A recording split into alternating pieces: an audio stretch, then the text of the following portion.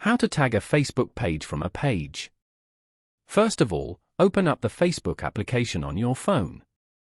You will then be brought to the Facebook homepage. Here, you can view pages and friends' posts. On this page, go to the status box at the top. Then, tap on Photo or Video. From here, you can choose photos or videos from your camera roll to post on Facebook. Select the photo you want and then tap on Next below.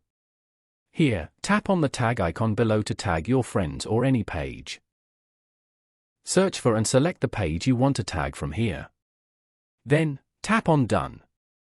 After that, tap on Done below. As you can see, you have now tagged the page to this post. Tap on Next. Now, you can manage the post settings such as Post Audience. Once you're done, tap on Post at the top right corner.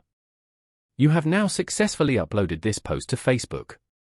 Following these steps, you can easily tag a Facebook page from a page.